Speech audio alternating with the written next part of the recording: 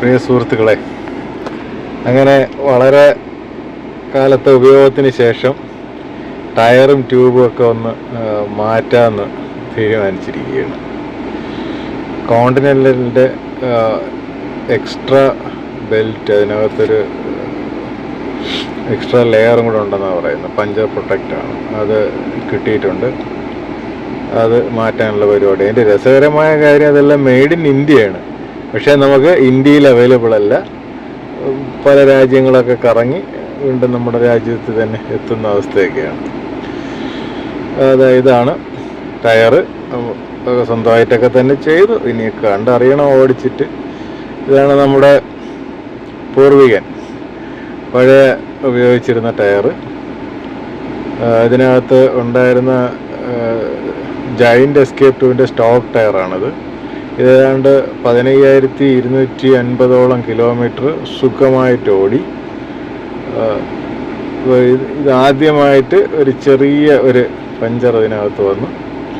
അപ്പോൾ എന്തായാലും ടയർ ഈ പരുവൊക്കെ ആയതല്ലേ. ഉള്ളിലോട്ടൊന്നും ഒന്നും പറ്റിയിട്ടില്ല, ഉൾവശത്ത് ആ ഭാഗത്തോട്ടൊന്നും പറ്റിയിട്ടില്ല. ശരിക്കും ഒരു റബ്ബർ ലെയർ ഈ നൈലോൺ ലെയറിൻ്റെ ത്രെഡ് ലെയറിൻ്റെ മുകളിലായിട്ട് ഒരു ലെയറായിട്ട് ഇങ്ങനെ മാറി നിൽക്കുന്നതായിട്ടാണ് കാണുന്നത്. അപ്പോൾ ആ ലെയർ ഓൾമോസ്റ്റ് തീരാറായിട്ടുള്ള അവസ്ഥയാണ്. അപ്പോൾ ഇനി റൈഡിങ്ങിലൊന്നും വഴിയിൽ വെച്ചൊന്നും പണി തരണ്ടെന്ന് പറഞ്ഞിട്ട് അങ്ങനെ അങ്ങ് മാറ്റി. അപ്പോൾ ഇതാണ് ഇതെപ്പോഴും മാറ്റിയതിൻ്റെ അവസ്ഥ. പല സ്ഥലത്തും റബ്ബറൊക്കെ പോയി. എങ്കിലും ഈ റബ്ബറിനകത്തുള്ള ലെയർ ഇപ്പോഴും കുഴപ്പമില്ലാതെ ഇരിക്കുകയാണ്. ഏതാണ്ട് ഇത്രയും കിലോമീറ്ററൊക്കെ ഓടിയത് കൊണ്ടാണ് ടയർ ഇപ്പോൾ ആയത്. അതുമാത്രമല്ല, ടയറിൻ്റെ 738 ആണ്. ഇപ്പോൾ കിട്ടിയിട്ടുള്ളത് 735 ആണ്. ഒന്ന് ഇട്ട് നോക്കട്ടെ എന്താണ് വ്യത്യാസം എന്നൊക്കെ നമുക്ക് അറിയാൻ കഴിയും. റൈഡിങ് കുറച്ചുകൂടെ സ്പീഡാവാൻ സാധ്യതയുണ്ടെന്ന് തോന്നുന്നു. നല്ല ത്രെഡാണ്. അപ്പോൾ ഇട്ട് ഓടിച്ചിട്ട് അതിൻ്റെ റിവ്യൂ ഇടുന്നതായിരിക്കും. ബൈ. 15,000 പുറത്ത് കിലോമീറ്റർ ഓടിയ ജയൻറ്റിൻ്റെ എസ്കേപ്പ് 2-ൽ വന്ന കെൻഡയുടെ പഞ്ചർ പ്രൊട്ടക്റ്റ് ടയറാണത്. 15,250 ഓടി. ഇതുവരെ ഒരു പ്രാവശ്യവും പോലും അത് പഞ്ചറുണ്ടായിട്ടില്ല.